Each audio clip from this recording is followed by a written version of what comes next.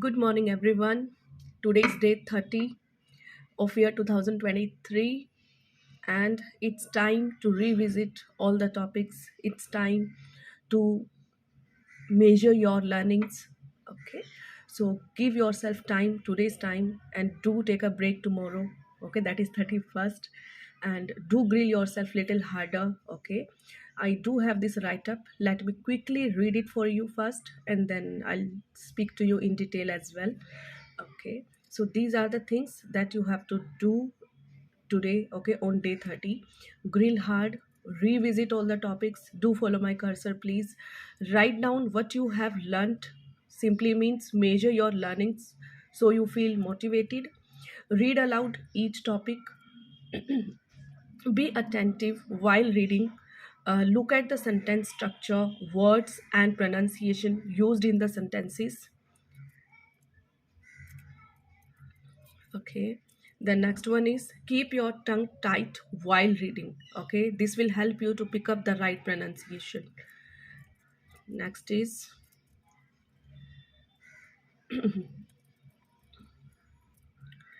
yes, you must feel pressure in your stomach while reading. That's the best way to work on your pronunciation and sound good while speaking the language. Okay, so these are the two things that you should be doing. Okay, keep your tongue tight while reading and ensure to read aloud okay read aloud read loudly simply means okay जोर जोर से पढ़ना है आपको मैं फिर से I will tell you in Hindi also today okay now next is also ensure to keep your mouth wide open while reading that reading words okay that has o or a, for example call, ball, okay, r, etc. You have to open your mouth wide, okay, and then read. Then is be patient. The continuous reading aloud will bring an alignment in the pronunciation. Okay, you don't have to stress out, okay, that you are not picking up, you are not learning. Things take time. Practice is the key, and we are going to practice together for 1 year.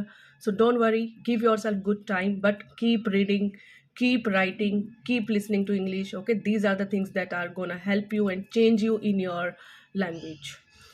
Surround, okay, surround, I doubt if the spelling is correct or no. Okay, surround yourself with English. Listen to English news, listen to TED Talk, and listen to celebrities interviews, listen to cricket match commentary. So this way you will improve your listening skills and you will pick up some of the other word. And while listening to, you have to pay attention to the sentence structure, okay, the words though which are being used. Okay, so you have to increase your vocabulary bank that way. Now, read books like Rich Dad, Poor Dad and Atomic Habits. These are the two books which I would really suggest everyone to go through, because these books are really a brain opener, I would say. Okay, now purpose should be picking up sentences, okay, adjectives, connectors, articles, tenses and grammar. So your reading is should have a purpose. Okay, you just don't have to read for reading. You have to pick up sentences. Okay, you have to see what connectors are used, okay, which tenses are used, and what grammar is used.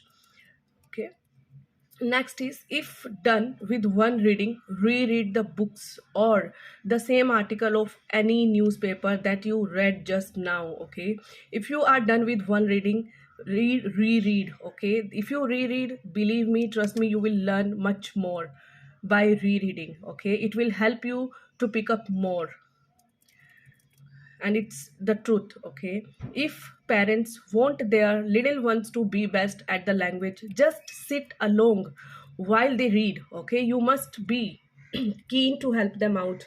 You can read for them. This way kids will find reading interesting. As a parent, motive should be to build reading habits of kids, and kids only and it's only possible when we involve ourselves into reading. So as a parent, we should be involving ourselves in reading in front of our kids. See, kids learn what we do. Okay, so we should show our interest in reading. Sometimes we should read for them and then make them read. Okay, kids are future generation, and I feel as a parent we must do, okay, or as a parent must do. I think I should be writing here, as a parent we must, yes, We must do all possible things to make them best in choosing their careers. English is one thing that would solve your purpose. Okay. It's English that opens best careers. It's English that's needed everywhere. It's English which will make you feel confident. It's English that would make you sound best when in public meetings.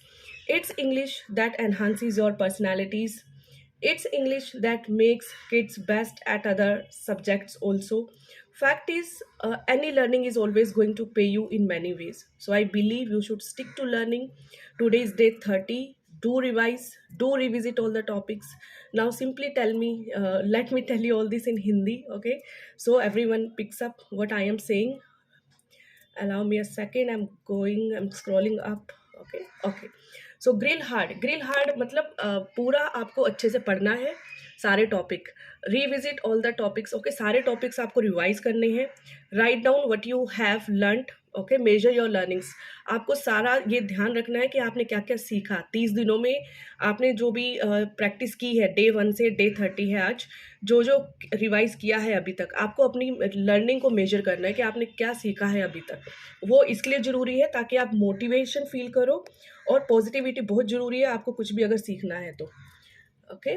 और read aloud each topic, आपको loudly पढ़ना है, जोर जोर से बोल के पढ़ना है. उससे फ़ायदा क्या होगा, आपकी प्रोनाउंसिएशन अच्छी होगी, आपकी टंग सेट होगी वर्ड्स के लिए, और थोड़ा सा कॉन्फिडेंस भी बढ़ेगा. ठीक है, अभी एक ही महीना हुआ है, इतना चेंजेस आपको नहीं दिखेगा जितना आप एक्सपेक्ट कर रहे हो, but you will see, even if you see 1%, 1% भी अगर चेंज दिखता है तो वो बहुत बड़ी बात है, बहुत अच्छी बात है. ओके, आई विल से बहुत अच्छी बात है. You just stick to learnings. और यही 1% को 50% होने में टाइम नहीं लगेगा, बस आपको प्रैक्टिस करते रहना है. और रीड अलाउड करने से आपकी टंग जो है वो सेट होगी रीडिंग के लिए. ओके, आपके वर्ड्स करेक्ट निकलेंगे आपके माउथ से जब आप जोर जोर से बोल के पढ़ेंगे. और कई बार आप क्या कर सकते हो, अपनी आवाज़ को रिकॉर्ड कीजिए. आप जो भी पढ़ रहे हो ना उसको रिकॉर्ड कीजिए, सुनिए. ओके, उस सुनने के बाद फ़ायदा क्या होगा कि आपको समझ आएगा आपने कौन सा वर्ड गलत बोला है. और आजकल तो गूगल है, गूगल पे आप चेक कीजिएगा इस वर्ड की प्रोनाउंसिएशन क्या है अगर आप गलत बोल रहे हो तो. ठीक है, तो this way you will improve. जो आप हार्ड वर्क करोगे ना, स्ट्रगल करोगे, जो भी मैं टिप्स दे रही हूँ, अगर आप ये स्ट्रगल करेंगे तो आप 100% इम्प्रूवमेंट आपको दिखनी ही है. यू विल फील कॉन्फिडेंट, आपका अंदर से कॉन्फिडेंस बढ़ जाएगा कि यस भाई, बातें सारी काम की है, trust me. Okay, then pronunciation and sound good while speaking in the language. Okay, तो अभी इंग्लिश बोल रहे हैं, सिर्फ इंग्लिश बोल रहे हैं, बस बोलना ही पर्पस नहीं होना चाहिए. इंग्लिश में भी एक स्टाइल होता है बोलने का. ओके, तो मैं उस चीज़ पे भी काम कर रही हूँ आपके लिए, कि जब आप इंग्लिश बोलो तो लोग देखें यार ये कौन बोल रहा है. तो एक मज़ा आना चाहिए, लिसनर को एक मज़ा आना चाहिए जब आप इंग्लिश में बात करते हो. तो वो उस लेवल पे आपको जाना है. ओके, और वो प्रैक्टिस के साथ ही होगा. ठीक है, और वो चीज़ जब आप इंग्लिश बोलते हो, मेक श्योर कि आपके स्टमक में प्रेशर जाना चाहिए, गले से बोलना है आपको. उससे क्या होगा, आपका जो साउंड है, जो वे ऑफ टॉक है, वो अच्छा निकलेगा. ओके, एक अच्छा मतलब सुनने वाले को मज़ा आएगा सिंपली. इसके अलावा जो वर्ड्स ए से ओ से स्टार्ट होते हैं, जैसे कि कॉल है, बॉल है, रोल है, उस टाइम पे आपको अपना माउथ पूरा खोलना है, मुंह खोल के बोलना है. Call, ball, like that. उससे क्या होगा, धीरे धीरे आपका अलाइनमेंट अपने आप आ जाएगा, लेकिन आपको अपना माउथ पूरा ओपन करके बोलना है. ओके, उससे आपकी जो प्रोनाउंसिएशन है, एक नेटिव टच होता है, वो निकल जाएगा. एक न्यूट्रल टच लाने के लिए मैं आपको ये चीज़ बोल रही हूँ. फिर पेशेंस रखना बहुत ज़रूरी है. पेशेंस नहीं रखेंगे तो आप स्ट्रेस में आ जाएंगे, और स्ट्रेस में आएंगे तो आप सीख नहीं पाएंगे. तो पेशेंस रखना बहुत ज़रूरी है. देखो, all of a sudden changes नहीं आएगा, टाइम जाता है, तो आप खुद को 1 साल का टाइम दे दीजिए. और हाँ, अगर आपको कहीं इंटरव्यू के लिए जाना है, आप ऑलरेडी पीक पे बैठे हो अपने करियर के, ओके, उस केस में आप प्रैक्टिस ज़्यादा कीजिए. खुद को दे दीजिए आप 2 घंटा 3 घंटा डेली का प्रैक्टिस ज़्यादा कीजिए. Trust me, you will be able to crack your interviews. Okay, at the end practice matters. Okay, give more time, do write 3 pages in a day, 4 pages in a day, read more. Okay, speak in front of the mirror. See, at the end it is practice that will give you results. Okay, then next is आप खुद को English से घेर दो, मतलब चारों तरफ English का इन्वायरमेंट क्रिएट कर लो. देखो, हम सबको इंग्लिश का इन्वायरमेंट नहीं मिलता है, अपन इंडियंस हैं, और अपने आजू बाजू ज़्यादातर मैक्सिमम लोग इंडियन लैंग्वेज ही बोलते हैं, ओके, नेटिव लैंग्वेजेस बोलते हैं. It's okay, we are Indians, we should be proud of being Indian. Okay, but yes, we can surround our self English के साथ, अपन खुद को सराउंड कर सकते हैं.